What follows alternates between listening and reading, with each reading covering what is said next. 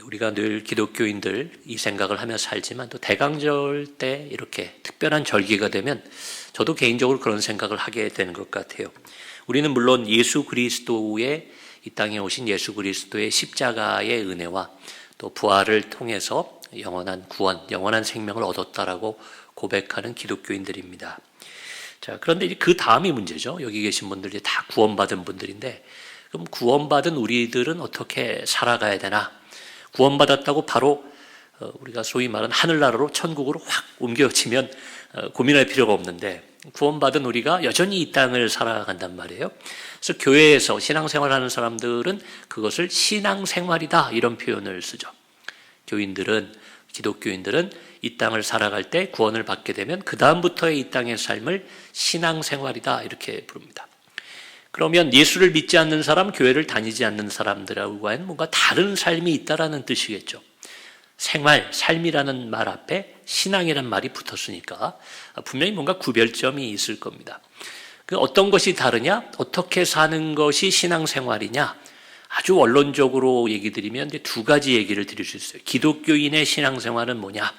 저는 이것도 합니다. 저것도 합니다. 이건 안 합니다. 우리가 여러 가지로 개개인이 혹은 교회마다 다양한 이야기를 할 수 있겠죠. 그러나 성경을 따라 가장 원론적인 것을 얘기하면 결국은 예수님이 이 땅에서 걸어가신 그 삶의 뒤를 따라가는 것이 신앙생활이다. 그렇게 말씀드릴 수 있어요. 또 두 번째로 비슷한 얘기지만 성경을 통해서 우리에게 전해진 바 예수 그리스도가 우리에게 가르쳐준 내용들이 있어요. 너희는 이렇게 해라. 천국은 이런 것이다. 이런 것은 하지 마라. 그 예수님의 가르침을 지키고 따라서 살아가는 것, 그것이 신앙생활입니다. 거기에 좀 살이 붙기도 하고 우리가 살아가는 이 시대의 문화에 어떤 때는 순응하여 어떤 때는 대항하여 우리가 좀 다양한 삶의 모습이 나타날 수는 있지만 크게 말하면 결국 예수님의 삶과 가르침을 따라 사는 삶을 신앙생활이라고 말할 수 있습니다. 오늘 저희가 읽은 본문 7절에도 이런 표현이 나와요. 너희는 그의 말을 들으라. 여기서 그는 예수님을 뜻하죠. 예수 그리스도를 지칭합니다. 예수 그리스도의 말을 들으라. 결국 우리의 신앙생활의 지표가 되고 우리가 세상 사람들과 구별되는 지점이 되는 예수 그리스도의 말을 듣느냐 안 듣느냐. 여러분 거기에 있다는 뜻입니다.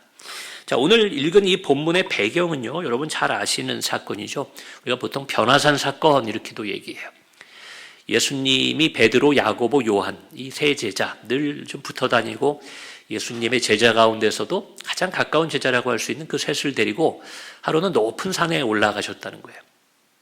그 산에 기도하러 올라가셨는데 그 산에서 예수님이 평상시와 다르게 산에 오르기 전에 제자들이 그동안 예수님을 많이 봐왔는데 한 번도 본 적이 없는 거룩한 모습으로 아마도 광채가 나고 누가 봐도 이분은 사람이 아니라 신이구나 하는 그 거룩한 모습으로 변모하신 사건이 그 산에서 있었습니다.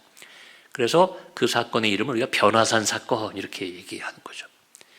베드로, 야고보, 요한은 그 변화된 예수님의 모습을 보았어요. 이게 얼마나 명확하고 정확한가 하면 이 공관복음 세 군데에 이게 동일하게 기록되어 있습니다.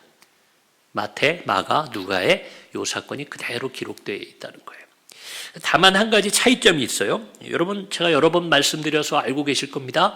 공관복음 비슷한 내용이 가장 많은 마태, 마가, 누가 중에 뭐가 제일 먼저 쓰였다고 제가 이야기 드렸는데 그렇죠? 마가복음이 가장 먼저 기록됐다고 그랬어요. 근데 마태하고 누가가 마가의 이 복음을 이미 나와 있던 마가복음을 참고하고 예수님의 어록이라고 하는 큐문서라든지 또 본인들이 직접 경험하거나 들은 내용들을 종합해서 마가복음을 좀 더 보완하는 그 성경 복음서를 쓴 것이 마태복음이고 누가복음이라고 말씀드렸습니다. 자, 그런데 마태와 누가는 여기 지금 마가가 먼저 기록한 내용의 6절과 7절 내용을 뒤집어서 기록해놨어요. 나중에 한번 관련해서 찾아보시면 자, 여기 보면 뭐라고 되어 있냐면요. 제가 다시 한번 읽어드립니다. 마가복음은 이는 그들이 몹시 무서워함으로 그가 무슨 말을 할지 알지 못함이더라. 이게 먼저 나오고요. 그 다음에 구름이 와서 그들을 덮으며 구름 속에서 소리가 났다. 이렇게 되어 있어요. 그러니까 정리하면 제자들이 두려워한 게 먼저였고요. 그 다음에 구름이 덮이고 그 안에서 아마도 하나님의 소리와도 같은 그 소리가 그들에게 들려졌다 얘기합니다. 근데 마태와 누가는 이걸 바꿔서 기록하고 있어요. 먼저 구름이 덮이고 먼저 하늘에서 소리가 난 다음에 그 다음에 그들이 몹시 무서워했다. 아마도 이제 마가의 기록을 보면서 마태와 누가가 조금 더 논리적으로 말이 되게끔 이걸 해석한 게 아닌가, 저는 그런 생각이 들어요. 성서학자들의 의견이 뭐 여러 가지로 갈리겠지만 왜 그런가 하면요, 여러분 뭐라고 돼 있냐면 6절에도 마가도 그렇게 기록했죠. 그가 무슨 말을 할지 알지 못해서 두려웠다고 그래요.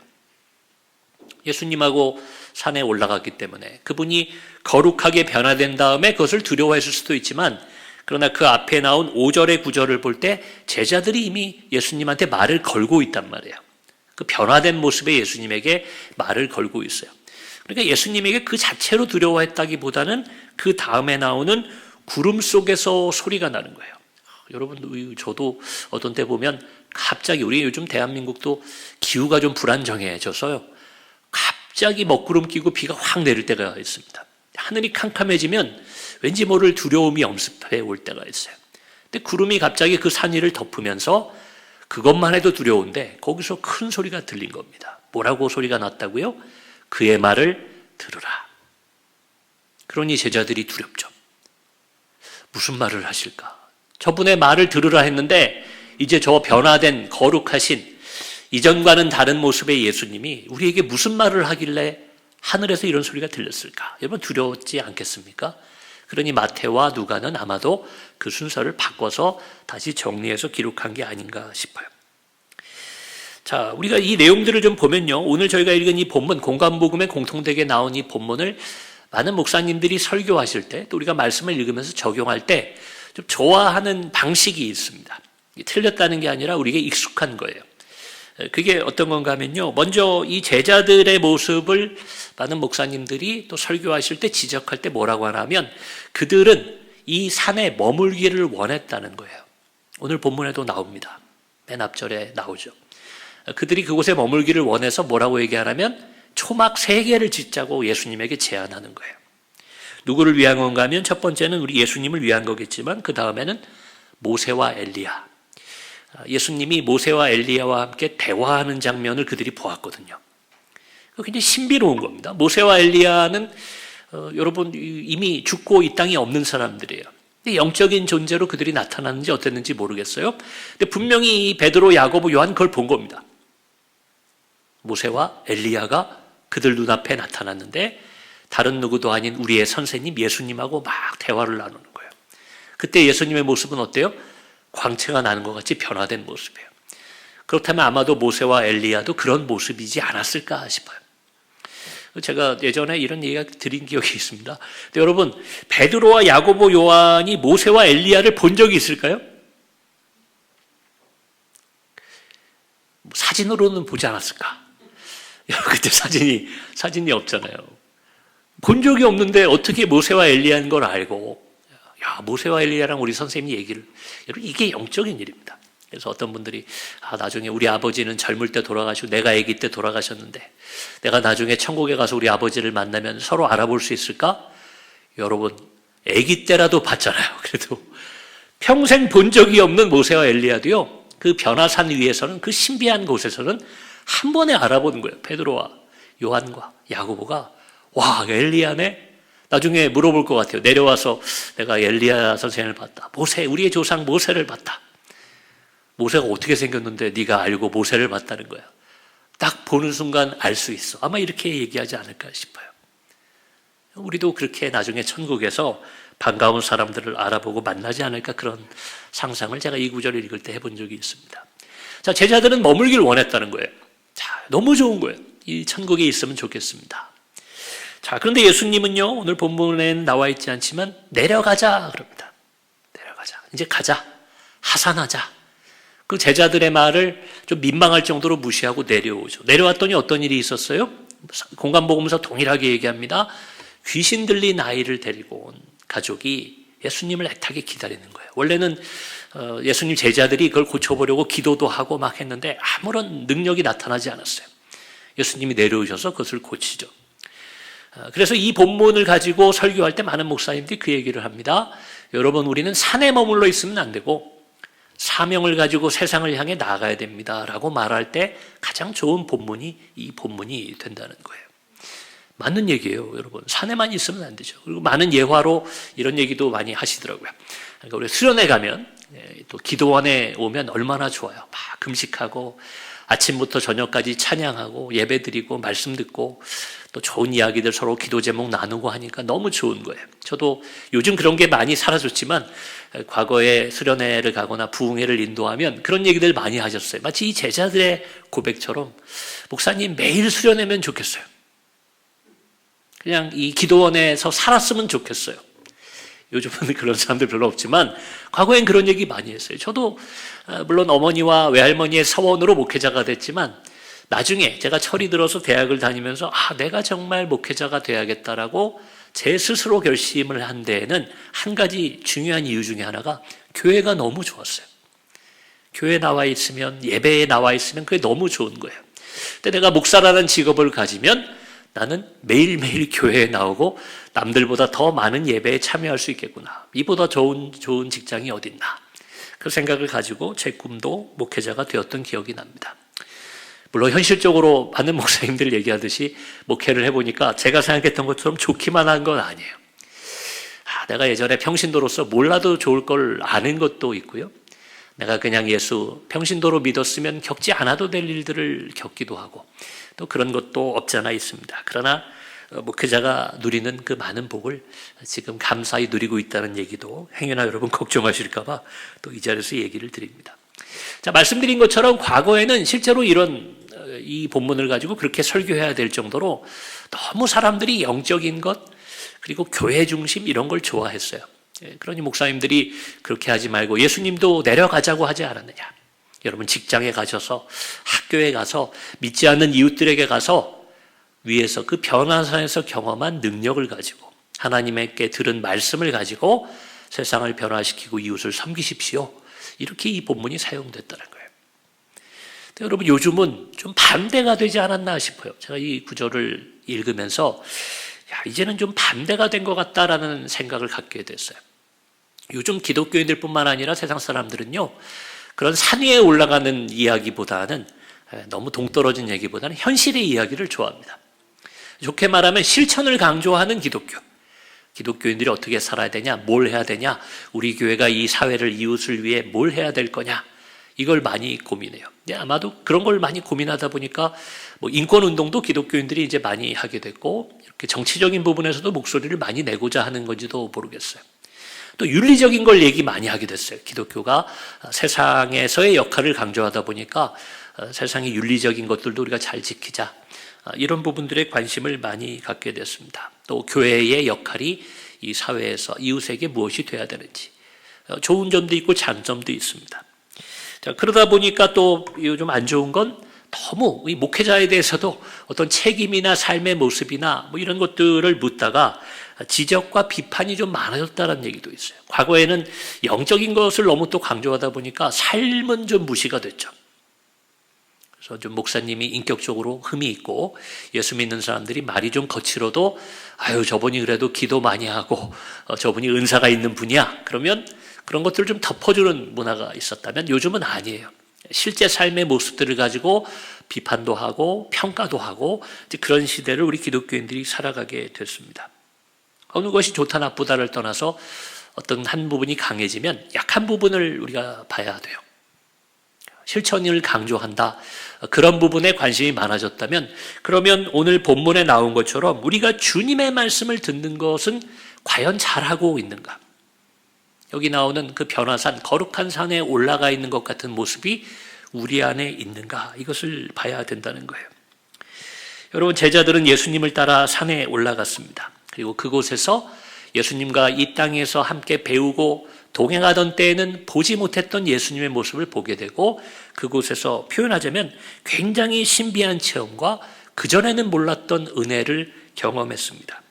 그리고 구체적으로 나오지 않지만 하늘의 음성을 통해 여러분 그들은 사명을 받게 됐다고 저는 생각합니다. 그들이 그대로 살았느냐라는 건 둘째 문제고요. 자, 그의 말을 들으라. 그리고는 산을 내려왔잖아요. 그 다음부터 예수님 말씀하실 때 그 전에 예수님의 말씀을 훌륭한 선생님의 가르침으로 듣던 베드로, 야고보, 요한은 태도가 달라졌어야 돼요. 그 경험이 있기 때문에 저분은 신적인 존재구나. 모세와 엘리야도 저분에게 와서 말씀을 청할 정도의 정말 하나님과 같은 분이구나. 그걸 경험했기 때문에 이후에 예수님의 가르침이나 말이 그들에게 다르게 들렸을 것입니다. 아니, 당위로 얘기한다면 그렇게 들려야 돼요, 이제는. 왜요? 이러한 신비한 체험이 그들에게 있었기 때문입니다. 그래서 그런지 이 8절에 나오는 내용은 굉장히 상징성이 있다고 저는 봐요. 자, 문득 둘러보니 아무도 보이지 아니하고 이렇게 되어 있어요. 이때 아무도 보이지 않았다. 높은 산이니까 원래 사람이 없었어요. 원래는 아무도 없는 곳에 올라갔는데 여기서 말하는 아무도 보이지 않았다는 것은 바로 음성도 더 이상 들리지 않았고요. 모세와 엘리야의 모습이 사라졌다는 걸 뜻하는 거예요. 모세와 엘리야 때문에 초막을 3개나 지으려고 그들이 그랬는데 하늘의 소리가 들린 다음에 딱 보니까 구름도 없어지고 모세와 엘리야도 없고 누구만 있어요? 예수님이 딱 있는데 아마도 밑에서 보던 예수님의 모습이 딱 되어 있지 않았을까 싶어요. 그럼 이제 어떻게 되는 거예요?